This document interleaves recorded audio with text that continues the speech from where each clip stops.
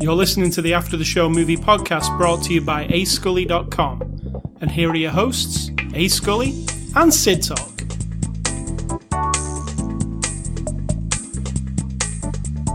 Hello, Sid Talk. How are you? I am good. How are you? Good. How are the listeners? How are you all? We're just going to wait now for everyone to respond. Hold on. I'm listening to Jenny from Coventry. Hold on. Just telling you me. sound like Romper Room. Who? Romper Room. Oh, you're not American. You don't know. So when I was little, there was a show. I'm going to say I've only seen Romper Stomper. Is it anything like that? I don't know what Romper Stomper is, so. It's like a movie about Nazis with Russell Crowe. No. It is. It's really nothing. Let me just tell you about Romper Room. At the end, she would pick up this thing that looked like a mirror, like a cheap mirror that they just took the mirror out of. So it's like a handle with this hole in the middle, you know? And she'd say, and I see Cindy and Paul, and I see Mary and Jenny. And you're just like, oh, she said my name. I mean, she didn't say all the names. But so what you're doing is a little bit miss, what the hell is her name? Let me look. It was called Romper Stomper Romper Room. I think her name was Miss Nancy, maybe? I don't know. But I was very young, and that's what you reminded me of. I've never heard of it. Was it like Blue's Clues? It was on from 1953 to 1994. I would have watched it in the early 70s, back in the day. Wow, you're very old. I know. And I see Tommy and Louise. And Josephine. So then you'd wait till the next week and just hope that at the end she would say your name. Yeah, but what did you get out of it when she did say your name? Oh, nothing. It wasn't now. It was then. You got nothing. All right. So Romper Room is our recommendation. And Romper Stomper. No, I don't think Romper Stomper sounds good. It's quite good, actually. It's like American History X, but a bit cheap. Oh, dear. Done on the cheap when Russell Crowe was a... We're not recommending children watch this. No, this was not the before the after the show discussion. In fact, we had none. We just came in here and you were doing your thing and I'm doing my thing. We're talking about this movie, actually. Barely. You were reading some stuff. I can't honestly say I was listening to every word you said. About this movie. I always like the trivia on IMDb. You do. There's a lot. If you are interested in behind the scenes of a film, IMDb has a trivia section. It's always really good. I always learn something. Anyway, this is After the Show, number 576. We're a movie review podcast. We're going to review a movie this weekend of Saturday, March the 30th. The movie we're looking at is Creed 2. It's a 2018 release. It's on Blu-ray, 4K, digital now. It's rated PG-13. And our friends at Warner sent us a copy of the 4K for review. And Sid Talk will give you the synopsis of Creed 2. Grown men with daddy and mommy issues are boxers. If you think it's more complicated than that, then you're not watching the same movies as me. It is. It's a boxing movie. It's man versus himself. Man versus, not nature necessarily, but elements of nature. Man versus man. That's it. Yeah. Don't mistake my lack of description for lack of enthusiasm, because before we go too far, I really love the Creed movies. So there you go. Well, I will say with the Creed movies, you didn't mention in your synopsis that it's the continuation of the Rocky movies. It doesn't matter because all the Rocky movies are. Yeah, but you didn't even mention a link to them. It doesn't matter. It's a boxing movie. A guy, a couple of people, a couple of men who need to fight in their life to prove something to themselves and to someone else. Now, maybe if you're one of the people who watched the Rocky movies back in the day and didn't even realize there was a new series of movies, this is it, the Creed movies. Anyway, Creed 1 we both really liked, right? Creed, not Creed 1, just Creed. Really liked it. And when I learned that Creed 2 was coming, and spoilers, but the poster will tell you this, that Ivan Drago is involved, who is one of the, I would say the big bad from the Rocky movies, right? Yeah, but Mr. T also, or do you think he was too comical? Mr. T wasn't that comical really in Rocky, but I mean, it's a big, it's yeah. I mean, he was a bit outlandish. a caricature. Yeah. But then so's Drago, so's Rocky. Yeah. They all are. So, when I saw that Drago was returning, I was like, oh, that could make a really interesting thing. But let me say first, because I think I have a different opinion on this movie than you do, Oh, really? from what you just said. Oh, interesting. Because I really like Creed, but Creed 2 fell a bit short for me. Okay. There are a few reasons, which I will delve into. One is, I think the story of Ivan Drago and his son coming back could have been something really great, but I didn't feel it as much as I thought I would. You get what I'm saying? I felt the Rocky movies, I actually feel them quite deeply when I watch them. They make me hair stand up on my neck. They make me root for people. They make me excited and emotional and, sad sometimes. But I didn't get it from this one. And I don't know what it is. It's like a flat area in the middle of the movie for me. It's like not actually in the middle of the movie, actually in the movie. It didn't have the emotion I was expecting. Also, You're blaming that on the Dragos? no, I'm just I don't think the story was handled that well. It was a bit quick. There wasn't much build up to it, and then it happens. Should we go for some spoilers? There might be spoilers in this review. You reckon? Yeah, well, I was going to talk my way around what happens, but well, it's not a spoiler to say there's a boxing match in this involving a Drago. No. I just didn't. I think my synopsis is go to the spoiler. It's boxing. It's men struggling with identity and proving themselves and getting over something in their past. And it's just done through the vehicle of boxing. It's no different than if they were photographers or soldiers in the movie, fictionally speaking, or doctors or anything. It's just that happens to be boxing. So, I don't know, I didn't feel much during it. And I usually do during a Rocky movie. Even there's a moment where the like in the ring happens. One moment of it happening, and that was a moment where I was like, oh, Rocky. But then I was like, no, that's not Rocky, it's Creed. It's like they're trying to recapture it, but it doesn't quite work for me exactly. It did in the first Creed, but not in this one. I don't know what it is. I can't put my finger on it. But the other thing is that I kept thinking all the way along was during the parts in this movie where there's no fighting. So let's say the drama side of this movie, a lot of it is to do with Mr. and Mrs. Creed's relationship, and what's going on with them. And I don't find them that interesting at all. Like Rocky and Adrian, for instance, who used to fill that hole in the Rocky movies when the bits where there was no fighting was usually about Rocky, Adrian, and what's he called? Paulie, right? And I felt them all, and I really cared about them. But Mr. and Mrs. Creed, they don't do it that much for me. And then they go to visit the mother, and it's not quite as. They're not quite as. I don't bond with them as much. I think you're comparing too much, which is your problem, sounds like to me. Right. Like this is it's all the same story, but these are different people. So if they were to be exactly like Adrian and Rocky, then you'd be like, oh, they're just repeating the exact same story again. Well, that's not what I want, but I don't feel much emotion from the characters. Right, but that's just because why? You don't feel like you identify with her being deaf and wanting to make music and him wanting to avenge his father's death, whereas Rocky was just what? He was just doing it. Like we don't even know why he was doing it. Just and it was determined boxer. In filmmaking, that film was made differently, much more methodical. Rocky had a different vibe, different style.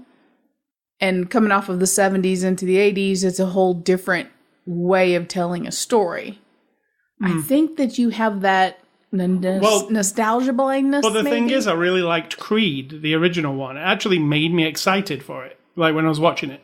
But I think it reminded you more of Rocky and Adrian. We had a lot more references. It was a lot more about like bringing it all back up to life. You know what I mean? Right. So that's where maybe, like for me, I've been a lifelong fan of Rocky movies. I saw the first one, and I went to the cinema to see them all, and it almost feels, yes, this is another thing. Rocky just happens to be in the background there in the movie, and they do make a point in this movie of Rocky saying, "No, I'm just going to sit back. This is your time." They do kind of make a point of that. Yeah. Like Rocky's just in the background. He's not really the main thing of this movie. I did appreciate that because I could see what they were doing with it. They kept doing that, didn't they? Where he's just kind of in the background, and sometimes they'll come forward and give him sort of wise word or just make people feel better. But I guess the drama between Mr. and Mrs. Creed, I didn't feel...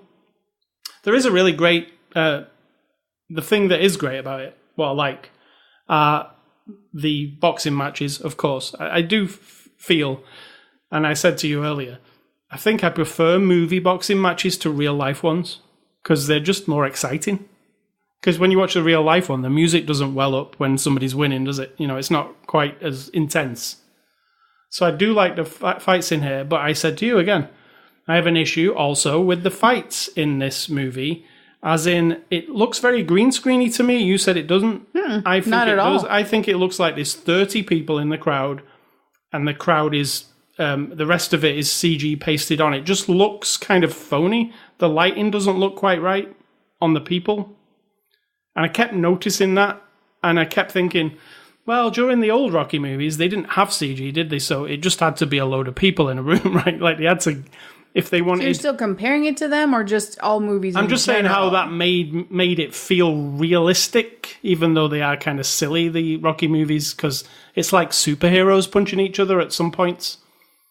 But when you looked around, it looked like it was in a real... And it was, because what they did back in the day was... When a real boxing match was going on, like Tyson was fighting somebody, they kept the crowd and then filmed scenes for the movie with the people who were there. Like, that's how they did it. Now it seems they just do what they did in Bohemian Rhapsody, like kind of fake a big crowd. And I kept noticing that, and you didn't, but I did. Like, I just kept noticing, and it just looked... I was like, oh, please don't do that. You've got quite a big budget for this movie. You could have really got a lot of people. But things I did like was the montage, which is like a staple for the Rocky movies. And there is a montage in the middle of this. I quite liked how they did that with the rap version of Rocky's theme. And it was like stripped back to basics, like taking him out to the desert and he was training in this. It was kind of like how Ivan Drago trained in the Rocky IV. He's just... No, Ivan had all the state-of-the-art, and Rocky had all the shitty stuff. Before that, remember? Like, Ivan Drago, when you first see him, he's like, nothing. And then they give him all the state-of-the-art and the steroids and shit. I don't remember that. But I've seen those movies so many times. But this one, I liked that montage. I think that was the best part of the film, to be honest. But you explain what you really liked about it. Did you like this better than the first one? I think they go together. Like, it's one continuous story to me. All of it is. All of Rocky.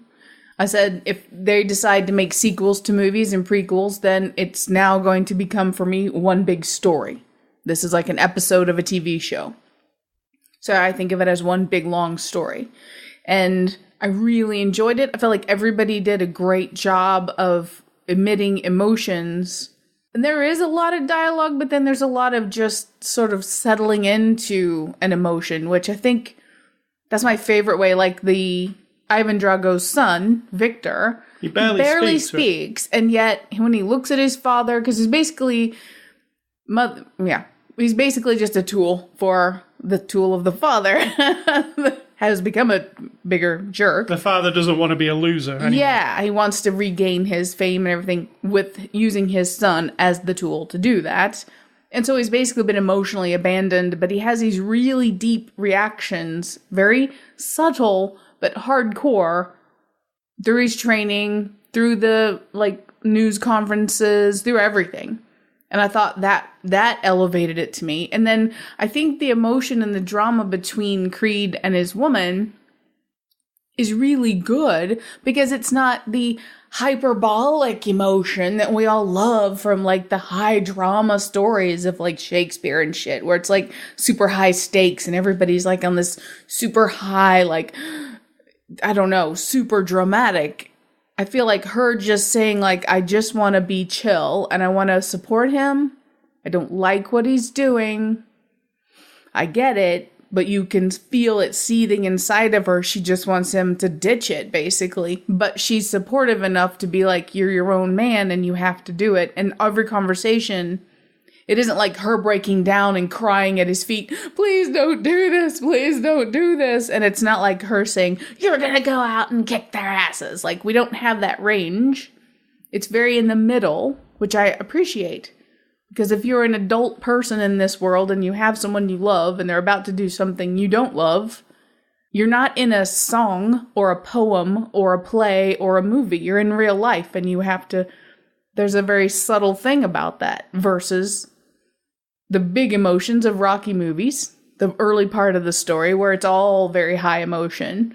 That's why I think I really liked it. It was just more take a deep breath and everybody's a grown up and we have to just keep moving on. You know what I mean? So I feel like that is what won me over. Those sort of quieter, emotional scenes where people weren't just laying it all out there. Like, it's not about her, and she knows it. And it's not, the mother knows it's not all about her. Creed seems to be the only one who's still figuring out that what he's doing is not all about him, you know? Right. So I really enjoyed all the emotional part of it. I also feel, another thing I feel about the movie is, because we've seen so many Rocky movies and they are a formulaic type thing, we've seen every combination of a win and a loss and a win, and they might get beat and then they might not get beat and they might win. And we know all the you know, in the middle of this movie, there's the big match between Drago and Creed, and that goes down a certain way. And that didn't do much for me. Like, it was like, oh. Because of your expectations or because I feel like we've seen totally every combination. Like you have said earlier. We've seen the Well, there are only two combinations. There are there's only one combination. Actually, no, two. Everybody lives and somebody wins. That's one of them. And the other one is where somebody dies. There's winning, there's losing, there's being disqualified, there's, you know. Not really. Being disqualified is just another win or a loss. But I'm saying either someone dies at the end of the fight or they don't. Those are the two outcomes that we're all like, oh. And not to be morbid or anything, I was really hoping that somebody would... Don't say it if you don't want to ruin everything. No. I mean, you know what I'm saying. Kind of. So at the end of it, when it was over, it just felt... Oh, okay, well, that big matchup I was hoping to see, I saw, you know. I saw Drago's son go up against Creed's son. But I felt like, well, there's the fight, and now the fight's over. Like, I didn't feel that euphoria that you see when you watch, you know, Apollo Creed go up against Ivan Drago. Yeah, know? But how old were you when you saw that the first time? That's what I'm saying. Like, it's maybe... Because we've seen so many and we know how it all goes and everything, maybe it's hard to do it now for an older audience. No, because I felt it. So no, it's a you thing. It's not universal. Just because you feel it doesn't mean everyone feels it. But I usually do on Rocky movies, and this was the first one I didn't. That's what I'm getting at. So there's something felt a bit... Right, but that doesn't mean it's a flaw in the movie. It could be a flaw in you. Right? No. Oh no, I'm the perfect movie watcher. Whatever I think is definitive. I just think that if you take it as a continuation of the story and not trying to compete with earlier parts of the story, which means your expectations were set in place and then those expectations weren't met. So you decided beforehand what it needed to be, and then you kind of decided during the movie it's not that. Right, it's the points I've mentioned are the only things I can kind of think, well, those are the things that maybe pinpoints it. But then I also think it's an intangible thing where something in Rocky movies usually moves me, and this one did not. You know? That's all. Yeah, but I'd wonder why. Because you thought it was going to be something else and it wasn't? Or? I don't know. I wanted some emotion, and I didn't feel it. I felt... But I felt kind of lots two-dimensional of emotion. characters in this one. The Drago side especially. There's not much to them. They're very cardboard cutout bad guys. But then you're like... they are, but they aren't, and they've always been. Yeah. You know what I mean? We know what to expect, again, from... But then the son isn't exactly that. He's more complicated, which is what I really liked about it. Yes, there was times where I felt a bit sorry for the son, because he just seemed like a puppet. Absolutely. He seemed like a puppet for his dad and a puppet for Russia. But then you have to then extend that and realize so was his father. Yeah, exactly. If his father was, and I said while we're watching it, in real life, that's what happens to people when you're super talented and you move into an area that's very, got lots of notoriety. The whole of the world of that thing. Could be boxing, could be acting, could be singing, could be race car driving, whatever. They chew you up and suck everything out of you that they can, and then as soon as you start to not be that thing, they spit you out and they're done with you. And that's what, we're supposed to now have some sympathy for Drago because he's the puppet. And then he's the jerk for turning his kid into the puppet, when we all should just hate Bridget, what's her face, because she's a jerk. She's the real jerk. Don't hate Russia. Don't hate Drago. Just hate her. She's terrible. She was really cool in Rocky IV. I really liked her in Rocky IV. Really? Yeah. So I think we differ in opinion on this one. I don't dislike it, but Sounds like it. out of all the Rocky movies I've seen, I dislike it. It's the one I would least want to watch again. Out of all of them. And I've seen them all, and you haven't seen them all? I have not, but... I don't think you saw Rocky Balboa. No. I I don't think I saw anything past Drago. Right. Drago. So I might have watched it on HBO or something, but didn't really focus on it. I've definitely seen all of them. I just think I like the Rocky world. I like the idea. I love the way that over the years we've seen different styles of using cinema to tell us boxing stories, like in the boxing ring. So I really like that. I think it's better every time, contrary to what you think. Because the fights and the slow motion and the close up and all of it, I'm in it. I think I like the idea of boxing anyway. As a sport, it's just mano a mano. You know what I mean? Like one man against another man, and you win, you lose. That's it. So I like that as a sport. I just love seeing it as a huge story that can be applied to anything, not just them. And so I think that's why I elevate it. Again, my expectations are kind of low. So maybe that's why it always exceeds my expectations. I'm good with whatever it is because I'm like, I know what it is. It's a guy fighting and then struggling with emotions and blah-de-blah-de-blah. And that's it. And in the last Creed, Rocky was diagnosed with cancer. Mm. And time's moved on in this one. Apparently he's cured now. Apparently he's cured. We've solved that problem.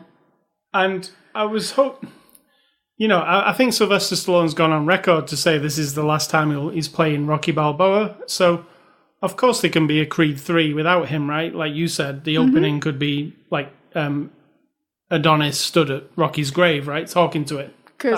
Because him going to to his dad's graves at the end and saying, I've never done this before, where we've seen Rocky in the last two Creed movies always going to Adrian's grave, and now that baton's getting passed, I feel like the next step is him showing up at Rocky's grave. Almost the perfect opening to Creed 3. Absolutely. I know how to write a movie. I've seen enough movies. You see the back, you see Adonis Creed, and then you see a gravestone, and you think, oh, he's talking to his dad, and then it pans up and it says Rocky Balboa. Exactly. That's a really excellent opening. There you go. That tugs your heartstrings immediately. It's a bit trite, but hey, it's the story, Warner Brothers, you can have that one for free. Yeah, I could write that one. So let's move on to the cast. Michael B. Jordan plays Adonis Johnson again. I actually quite enjoy him as Adonis. I think he gets in shape to look like a boxer, and Absolutely. he feels like a boxer when he's, pretending to be a boxer, let's say. That's what he's doing, right? He's Yeah, not exactly. really a boxer. He's just pretending to and acting a boxer. But he feels like he's a boxer. I like how it's put together. I do like his fights and his montage scene and all that stuff. Do you like him? Yeah, I think he's really good. I really like him in Black Panther also. Yes. Sylvester Stallone is Rocky Balboa. He's really old now, isn't he, Sylvester Stallone? I don't know what you expect.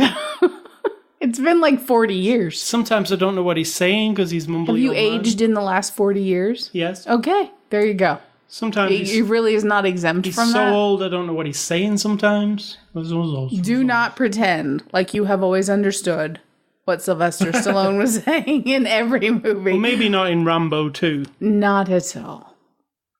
But I do like his laid-back version of Rocky that he is now. Absolutely. He's seen it, done it, been there. He's got one foot in the grave in his mind. I like the little, just a small thing in the script where, like, the lamppost outside his house is not working. And he's obsessed with it, just like, Yeah, like my mother, Yeah, and like an my old uncle. My cousin said, my God, Sid, my dad, her dad and my mom are brother and sister. And I've noticed this in my mom. My mom's like 7 years older than him in the last couple years. And she's like, Dad gets on a subject that nobody cares about. And then he just talks about it over and over. And I'm like, there, we've got Rocky now being the old man. Yeah, that was a really realistic thing. Yes, I loved it. I loved it. Because the light outside his apartment, or his house is out. Yeah, just a light post that won't work. It has nothing to do with anything. And the city need to fix it, and they just don't. Exactly. I love that. Yeah, so, I like that, because that made me think of, oh, well, Rocky, because then I was like, when Rocky's not talking to Creed, and he's just doing his own thing, what is he, he's just an old guy. He's pottering around, he's talking to people what is he doing? Like, he's just being a guy, isn't he? Yeah. He's not involved in boxing, he's not. So I do like that part of him. Maybe they should make a Rocky movie where it's just about Rocky pottering around his house. He's like watching telly, he's playing a bit of Call of Duty with his mates. No, he's not. He's literally reading the paper, going to his restaurant. He still owns the restaurant, cooking pasta. Yeah, true. I mean, it could be an interesting TV show. Let's do it as a TV show on Netflix. Going to Adrian's grave, Does he need a new woman, do you think? You want another woman, or is that blasphemy? Bit old, isn't he, for that? Oh, come on. Yeah, but there you go. There you go, Warner. There's another show for you. You can have that one. It's Rocky pottering around his house. Oh, Rocky, Rocky in the neighborhood. He's just wandering around. Rocky in the hood. He's saying hi to everybody. He's getting a lamp fixed. One episode, he can be on the phone to the council for like an hour. And Talking does to a the whole... guy. Yes, please. Let's do that. That sounds great. Tessa Thompson plays Bianca. I quite like Tessa Thompson. I like her in Westworld. I like her in Black Panther. I don't so much like her in this one. Why? It's a bit... The character's a bit manufactured, let me say. I know all characters are manufactured because you just write them down on a piece of paper and then they become a character. Yeah. But there's a bit too many... There's a bit too much with her. I don't know. I don't like her singing. I told you I don't like her singing. Don't like the music she makes. Right. That's not any of her fault. It's just my taste. But also, there's the fact that I'm not... she's deaf in this. That doesn't matter. It also doesn't make much difference. Do you know what I'm saying? I mean, it makes a difference to her character. Yeah. But they've made it so that she has the hearing aids and, so she communicates fine, she speaks fine, and she understands what everybody's saying except when he does the one thing. But yeah, they've written it in a way so it's not a constant struggle for everyone to communicate with her. Right. Which I think maybe that is what I'm getting at. Why? Like she... it doesn't feel... It feels like it's just a thing. Like, here's an obstacle we need to write into the script. Like, otherwise it'd be a perfect thing, wouldn't it? So we need something to offset I don't it know. somehow. Or I don't know why these things bother you. I don't know. It feels like a written thing. But they're all written. I know, I just said that. They're all written. But this feels like a thing that somebody would throw in there for I don't know what reason. It doesn't seem to be much of a hurdle in the movie. That's all, like. Because she's deaf, yet she's a great singer. It doesn't affect her being a singer. It doesn't affect... Well, I mean, they let you know. They sort of telegraph that to you when she says, I don't necessarily have all the time in the world. So she knows it's getting worse. Right. So that's, if you were listening to what she was saying, then you understand from that one line that she only has a limited amount of time before they didn't have to explain it. We don't need a medical explanation, I don't think, for her kind of deafness that she has. But she's saying, I'm getting to the age and this is going to get worse. And like she can't hear anything when she doesn't have her hearing aid in. I feel like her demise will be similar to Adrian's. I think her what? Demise. Why are we killing her now? I think in the next movie that Creed, following the formula of Rocky movies, Creed needs something that blows his world apart. And what would blow his world apart is his wife leaving, right? Leaving him? No, his wife leaving. You mean dying? Yes. Okay. So I feel like that maybe that deafness comes with something else. We're already telling the same stories over and over here in the Rocky world. You want to just keep doing that? I think that is exactly what they've been doing forever. Yeah, no, I'm saying why not just end it? I don't think they will. There's too much money to be made out of the Rocky franchise. Don't know. I don't think they will end it. I think that's the reason they made Creed, really, to rejigger it so you can keep doing it, right? Dolph Lundgren plays Ivan Drago. He's great. I really like the opening sequence where it just where he's there. I mean, it's the same as what we saw of Drago and Rocky in the past he's got a shitty life. It's that movies and TV shows love that stereotype version of Russia. Yeah, everybody's so downtrodden. And look, I think we're mature enough to know that's not true anymore. But we're so fed it, aren't we? Like it's so grey. There's no colour in the world. Everybody's miserable. You know, I'm sure there are people like that, but I don't. Not the way There's people like that everywhere. I mean, my vision of England, as portrayed to me through my youth, from movies and TV show, would have been very gray, dark, grim. Everyone in old people clothes, can't understand what they're saying, and they're eating like really boring, horrible food. That's exactly England. That's how it is now. Like, same. It isn't. It isn't.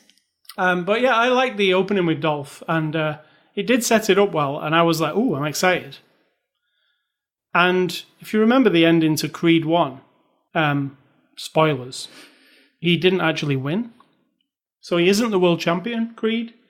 But what they do in this movie there at the beginning, I wasn't fond of that either. It's like, oh, we'll just throw him in a match to let him be the world champion quickly. You get what I'm saying? Yeah. Felt a bit like, like, shouldn't that be the big thing that happened? I know they wanted to like surprise you at the end of the first one by him not becoming the world champion. But at the beginning of this movie, they're literally like, hey, now he's the world champion after you've seen this 30, maybe 2-minute fight. Now he's the world champion. Now we can get on with this Creed thing. So maybe that was another thing that kind of rubbed me the wrong way with it. But Dolph, anyway, I like Dolph Lundgren in it. He didn't have tons to do, though, did he? It was a lot of looking. It was impactful. I felt like it was right. Because he didn't have that much to say in the other one. No, he didn't just like be a badass really in the other one. Florian Munteanu, who is a real life boxer, and you can tell watching him. Absolutely. Plays Victor Drago, the son. And I did like him. Did he speak? Yeah, of It's course. very rare, though. He was interviewed, and then he had a couple things to say with his dad there when he was pissed about his mom showing up. So, yeah. But when he didn't speak was really good, like, because I said to you, I think he wants to punch Ivan Drago's head. Like, there were several times where I was like, there's a lot of hatred in him. Well, there's a lot of daddy issues here with these men. Yeah, true. Like I said earlier, this guy's literally being puppeted by his dad. Absolutely. His dad's using him to try and make him feel better. Like, well, I've been a loser all these years after losing that battle, and now maybe I can make something better. Maybe my ex-wife will like me again. It's just all kind of pathetic, really, isn't it? Yeah. And it feels pathetic. But it's real. I mean, Yeah. I think it's a real thing. Definitely. So I really like this guy, and this guy is like really sells me the fact that he's boxing. And as we know from movie magic, nobody's hitting anybody in these movies. I mean, they had to, otherwise the slow motion ones would not work. Yeah, I don't. Is that just like they just tap each other and then they. Don't know about tapping, because it looks pretty. Like, they have to really give it a push to get your face to do all that stuff. You can't really fake that in slow motion. Yeah, but you can't be like beating the shit out of each other in. Really, can you? No. If you were both boxers, though, I guess, then yes, you could. You know, if both actors were real boxers, then why wouldn't they hit each other? Mm. But nobody's going to hit Michael B. Jordan because the insurance people probably go crazy. He has to be in Black Panther. He can't be bruised. So, yeah, I really like this guy. Played Victor. Bridget Nielsen also reprises a role as Ludmilla Drago. Very briefly. It's I like to seeing her in it though, because she was awesome. You got to admit she was awesome in Rocky IV.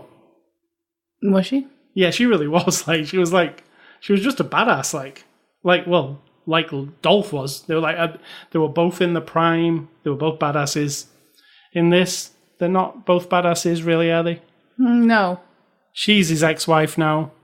Apparently, it's quite clear. When he lost and became a loser, she wasn't really into him anymore, right? She left.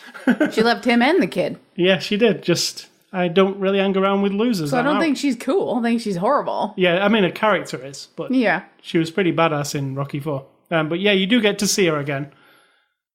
But barely.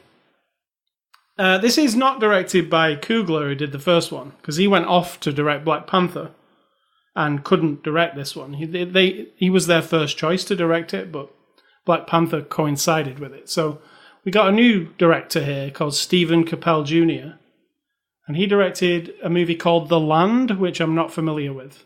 What did you think of this guy? Did you think he pulled it off? Yeah, absolutely. Did you see a difference in the... No. I think it's one of those where unless you add some sort of over-the-top style that's just distracting. J.J. Abrams, Star Trek, first one. Just saying. Unless you hijack the movie with some, whatever, very visually distracting things. The directing is simply getting the best out of the people. And the best action scenes. Yeah, exactly. And those are even more set up by the stunt people and the editor and the art director and all those in conjunction with the director, of course. But I just think this one is more of, I'm telling this story, hit all the right points, and got a lot of good moments out of the people, I believe. Yeah. So let's do the IMDb reviews, 1 out of 10 reviews. Oh, good. I obviously did not think this was a 1 out of 10. So these people are the people who really don't like this movie. So here's this time in the show every week now, I will read you the worst IMDb reviews of the movie, which we cover. Because, like I said last week, the good reviews aren't that interesting to read. The bad ones are the funny ones. It's usually where the illiterate and the no-brain people end up. Oh, dear. Oh, my. So number 1 is... You went there. What did I just watch? So here we go. Totally waste of time. You get that? Totally waste of time? Totally waste of time. A movie that you know what's going to happen and how it's going to end from the start. That was the first one. I mean, was that a surprise to this person or to anyone? I mean, seriously, we're not a bunch of fucking idiots here. We're watching a Rocky movie. It is a continuation of the Rocky universe, just like Star Wars, just like Star Trek. It's all the same. It's always going to be the same forever and ever and ever. You're going to have good guys, bad guys, and struggles with emotions and struggle with power. And that's it. If you expected something else, whiny reviewer on wherever you are, you're just an idiot. Stop watching movies. Comment number 2. A stereotypical formulated sequel. Correct. Autistic acting. Banal script. Did you say autistic? Autistic. A-U-T-I-S-T-I-C? A-U-T-I-S-T-I-T. What are they trying to say? Autistic acting, banal script, predictable plot, disappointing action, retard humour, and a complete yawn fest. Whoever thinks Michael is a good actor should keep their opinions to themselves. Why is this person being so hateful? I don't know. I mean, That's I'm why we read surprised these. you read it, but yeah, I can see this person needs to get a fucking clue. This is a good one. That's so rude. Very boring movie. It's so boring, and just let me say, boring is spelled B-O-A-R-I-N-G. Bowering. It's so bowering. The movie, the is spelled T-H-I-A, must be with more action.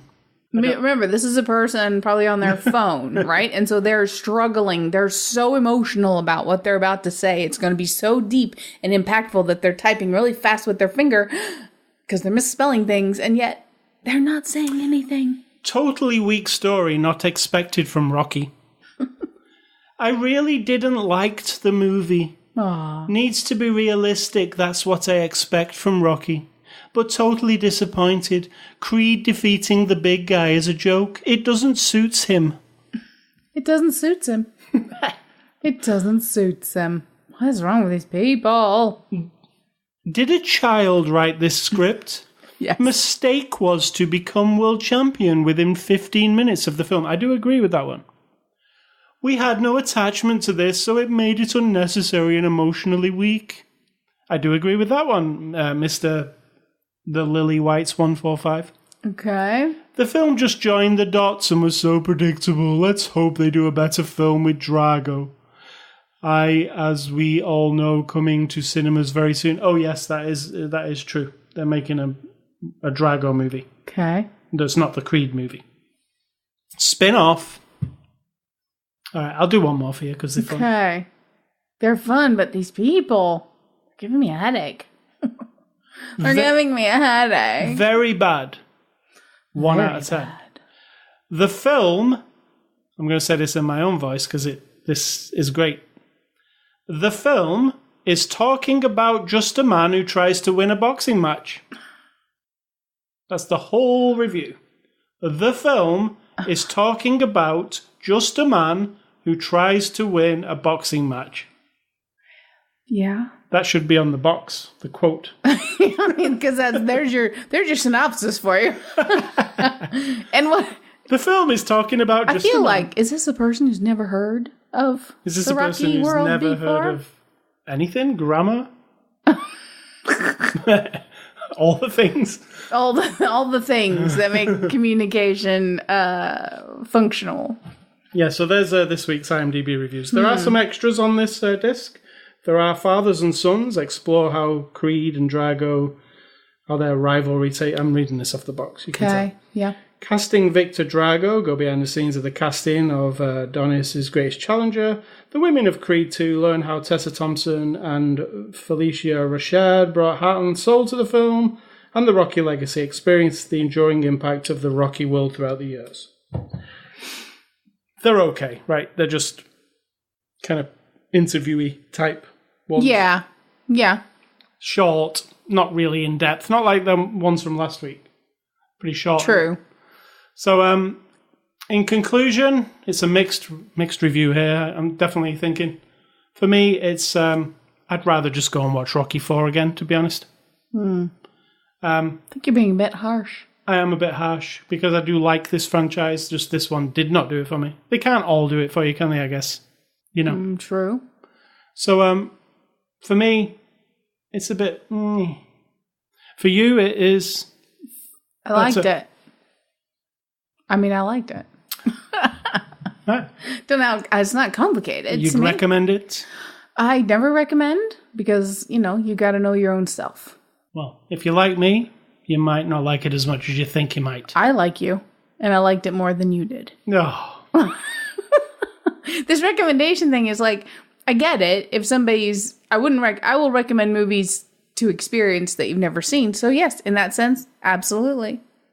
If you don't like seeing people get the shit beat out of them, then no, because you're gonna be like covering your face and go, oh, It's so violent. This is just about a guy wanting to win a boxing match. Yeah, exactly. I want to say I had some fun watching the fight scenes, but overall, as it furthered the story of Creed and all that stuff, and furthered the Rocky thing, also, I just don't think it did that much fun. I disagree, because it told the story of those two men deciding while they were fighting. But it's too predictable. And Rocky 6 wasn't. Oh, there's a lot of surprises in the Rocky movies as they go along that you've not seen before. No, it's not a surprise anymore once you've seen it and then they do it again.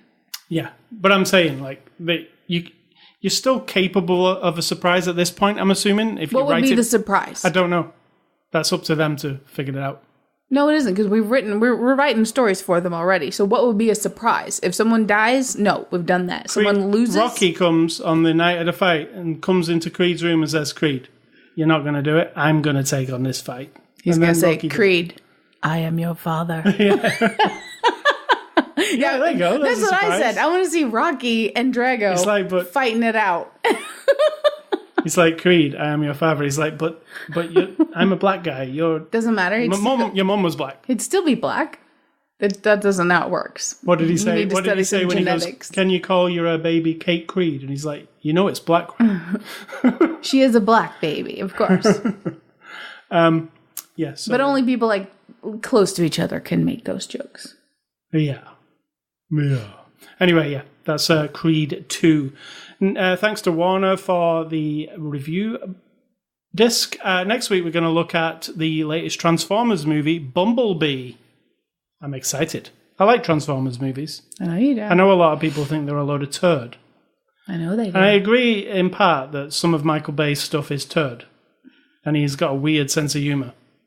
But this isn't Michael Bay, it's somebody else. So this isn't Michael Bay, it's somebody else. Somebody will say that in the review, won't they? Yep. They'll say, this is just a dumb movie. If Michael Bay was in charge, it would be much better. We'll look at Bumblebee next week. Movie recommendations, I am going on. And like I just said, Rocky 4 is very good. It's very mental, but it's very good in that 80s kind of way. Watch it, Rocky 4. And my other favourite, I was thinking, what's my favourite boxing movies? Is it Raging Bull? It's all right. Sacrilege, right? For me to say it's all right. Mm-hmm. I do like Raging Bull. It's pretty good. But the movie we saw with Jake Gyllenhaal called Southpaw, I really like that one. That was a very good... It felt a bit like Creed, to be honest, but that was a very good boxing movie. So I enjoyed that one. So I would recommend Jake Gyllenhaal in Southpaw and Rocky 4. Rocky 4. As if your recommendations deeply matter to everyone. They do. Oh, do they? Okay. And mine are $1 Million Baby, because there's another take on a boxing story of a person. It's a woman boxer and Clint Eastwood. So there you go. And I think it was really good, really well done, tugs at your heartstrings, but it's also the same story again. A person wants to rise up, they pick this thing, they pick someone to help train them, they get the shit beat out of them. The other free advice Warner can have for a new Creed is, are you ready? Yeah. This is my new story. This is my Creed 3. Okay. We open. We see the back of Adonis Johnson's head. He's older. There's grey in his hair. Adonis Johnson, or do you mean Adonis Creed? Adonis Johnson Creed. Okay. We see the back of his head. He's greyer. He's older, obviously. Yeah. The camera pans. It's Rocky Balboa's grave he's looking at, not his dad's. Okay. The camera pans around. He's 20 years older. We go back to the house. Kate Creed, or whatever his little daughter was called. Arenal, wasn't it? Yeah. She's getting ready to go to the gym. Dad, take me to the gym. And then we go on from there. So she's the boxer. This is the big surprise. That's the surprise. Rocky's dead. Look what I did. I killed Rocky. Yep. I added 20 years. Everybody 20 years. I added 20 years to Creed. Have you already also killed Creed's wife? His wife's already dead, yeah. Okay. So we're right back where we started when Creed started. And now she, daughter, is the up-and-coming female heavyweight champion. So no, not heavyweight. Basically just the same story. Pretty much. Okay. So it's $1 Million Baby, but what different? Yeah, you can have it for free. Is Clint Eastwood there? Is he dead already? Clint Eastwood. Still around. Morgan Freeman, also from Million Clint Dollar Baby. Eastwood. He calls one time to tell them, "I've done this before. You've got to." Here's the end. Nobody's happy. And my other one is because I was trying to think of another movie where the child is being raised to sort of bring a parent to glory of some kind, you know, and the first thing popped in my mind, strangely, is Jessica Jones' friend, Patsy, from the Jessica Jones Netflix series. Yeah, she was like Patsy. She was like a child star, but it's all because she's got the stage mom and she's still pushing her to be like perfect and, you know, brand specific and all that stuff. And I don't know why, but it's a really good show. All of Jessica Jones series, both seasons, is it 1 or 2 or 3? We've seen 2. There's a third one to come. Okay. It's a really good show, and that friend is one of my favorite things in that whole series. Yeah, hopefully they elaborate on her in this in the third season. No spoilers. Just gotta watch it. All right, so that's our recommendations. I have been playing the Tom Clancy's The Division 2. Is Tom Clancy dead? Tom Clancy, I believe, is. How did he write The Division 2? You always say that. They're just stealing his name, I think is the explanation for that. Yeah, I've been playing Tom Clancy's The Division 2, which apparently they just stole his name, Ubisoft, and, you know, milked his dead, rotting corpse. You're on a roll today. Sheesh. So The Division 2 is the game I've been talking about last week. It's kind of like Destiny. It's a shooter. Takes place in Washington, D.C. Tom Clancy passed away in 2013. So they just bought... Well, Ubisoft probably still owned his name. I mean, owned his franchises, I guess. So The Division is... it's Washington, D.C. The shit has hit the fan. There was a terrorist thing. A lot of people died. And the government has decided to go away. They've run away, scared. And the terrorist factions are rising, and you're one of these team of the Division, these agents who have to go in to try and restore the government. Some of the missions include, like, breaking into the terrorist stronghold in DC to steal back the Declaration of Independence. There's stealing back, like, all different art pieces that have been taken. You know, imagine if America went to crap, right? Mm-hmm. And, all the things that make America America. You imagine England going to crap. Yeah. But all the things that make America America are just like disappear. And there's no government. So you're going in and you're in DC and you're going around and you're repairing all the things. It's really fun. I've played about 50 hours of it. You know, it's like a looter shooter, so like you find new guns and new armor and new stuff all the time. So you're always you go and do something. You know, even if I went and spent 20 minutes doing it now, I would come out of that 20 minutes with something cool, like a new gun or a, you know. So you're always. It's like a fruit machines. Are they called fruit machines here? I know what you're talking about. The word eludes me now. Starts with a J, I think. We call them fruit machines. You know, like where you put your money in and spin it and the 3 fruits show up. Yep. You know, like the way they're programmed is like, you know, you put some money in and then it lets you win some to keep you putting some more in. Are you saying they're rigged? They're kind of rigged. The way the odds are done, it's like to keep you sat at it. Well, this game also feels that way. Like you're on this like treadmill of getting better stuff. But they do it so good, you don't want to stop playing.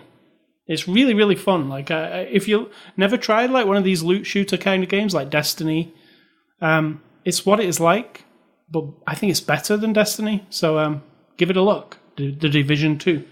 I've also played some Trials Rising, which is a Ubisoft game about motocross. You saw me play a bit of this, right? Motocross game. A little bit, yeah.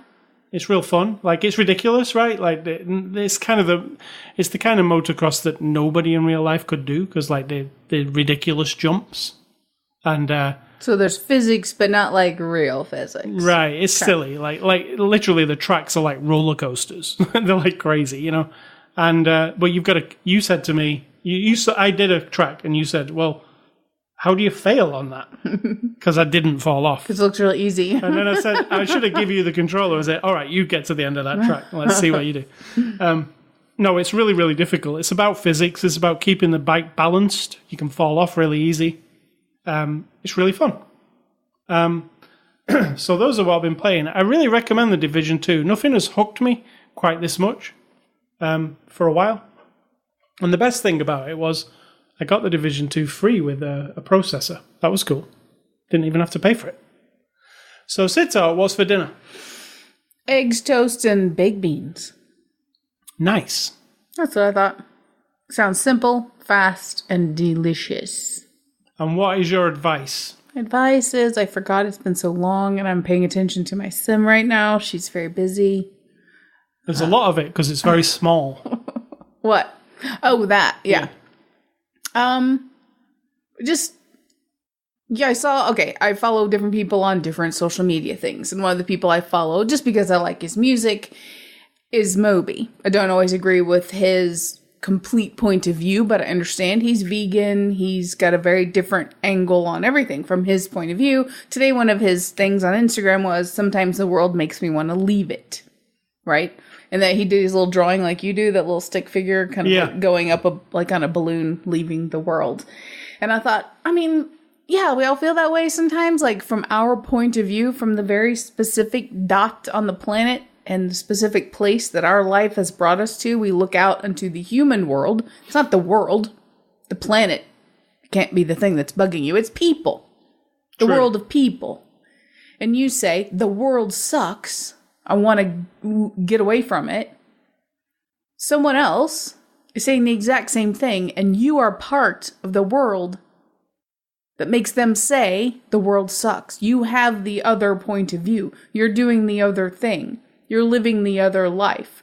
None of this justifies horrible actions. I'm not saying if you're a terrorist because you hate Western world, and so from your point of view, it's totally justified that you hate the world and you want to change it in your horrible way. And that's not what I'm saying. I'm saying about the average normal people who get tired of politics and they get tired of whatever they're seeing happen in the world around them and people's attitudes and whatever from their singular point of view. Everyone else who makes up the part of the world they don't like sucks. And you could just zoom out and find someone on the map, another dot on the map in another place who in that exact moment is saying the exact same thing, and you are part of why it sucks. So something you're doing, some way that you're living, some contribution you're making to, oppression, repression, what are other things that people would hate about what people do, like pollution and like pushing people down and having ideas that put some people beneath other people and isolate other people and make the world of people unfair. It's not fair that you've made it unfair because you believe that this, that, or the other, and that person shouldn't get this job because of that. Well, the other person over there looks at what you're doing and says, you suck. You're making the world suck. And you could be the hippy dippy, everything's beautiful, the world is beautiful, we should all get along, and we all should contribute and equally benefit from everyone's contributions to everything, which sounds like beautiful. Someone over there looks at your attitude and says, you suck. You want that?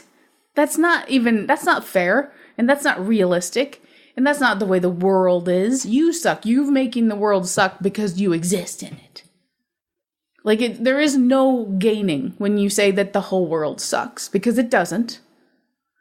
You say it sucks because it doesn't live up to your expectations of what you think it should be. And from that point of view, you're just selfish. Ooh. Whether you are convinced that your way is the best or not, and you can lay down for me logical reasons why this, that, and the other economic, socioeconomic, political thing, human interaction is better and can benefit everybody, that's reasonable, I suppose. But someone else might disagree with all of those things, and they don't want that. So you just are saying, my way is right, and the whole world disagrees, so the whole world sucks. Nice. I mean, that's really what we're doing. When we disagree with a whole group of people, it's not because they're in line with the way we think, it's because they're the other. They don't see it the way we do.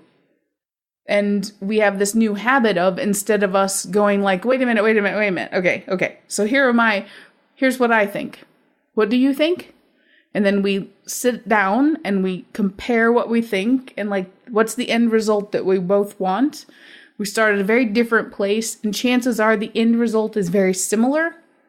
We just would rather hate each other and say that the other sucks instead of painfully, slowly taking the time to figure it out and get to the same result. So the world doesn't always suck. It doesn't ever. It just is what it is, right? People can suck. Ideas can suck. People's behavior, individuals. People definitely can suck. Yes, can be absolutely, like you can't even grasp why a person does a thing they do, and they've caused pain and destruction and whatnot. That person does suck. That person's actions did suck. But the whole world surrounding everything else doesn't. You know? I don't know if that came out making any sense, but I'm just saying. Oh, you're making a lot of sense. Moby sometimes is very singular in his thinking. That's the whole point. What do you mean by sometimes? Well, no, not everybody is. Some people can always see, you can see the bigger picture. And then often we just zoom back into ourselves, try to apply what we want and what makes us happy and what makes us comfortable and how we think it should be for other people. We zoom out and, that little tiny idea, it's like trying to stretch the pants that I wore 20 years ago over my ass now. They will not cover. You try, and unless I do something fantastic, charming, those pants are not going to squeeze. I mean, you cannot cover my butt with them anymore. So there's a good analogy for you. Well done. Thanks very much. All right, so you can catch this podcast, ascully.com. You can catch us on Twitter and Facebook. You can also catch it on TuneIn Radio. You can use your Amazon device to listen to it. Just say, listen to After the Show Movie Podcast. You can listen to it on iTunes, Google Play, YouTube, or just go to the RSS feed, ascully.com/podcast. You can subscribe using anything, using the RSS link. You can email me at ascully@ascully.com. Sid Talks on Instagram, so am I. And as Sid Talks, CIDTALK. Stay classy, Mr. Sylvester. Sylvester Stallone. Sylvester Stallone, who apparently we won't be seeing as Rocky again, but you gave us a good run. 40 years. Yeah. Thanks for giving us 40 years of your life so we can sit here and criticize your movies. It's great. We love it. And I'm going to say, think for yourself, because if you don't do it, somebody's doing it for you.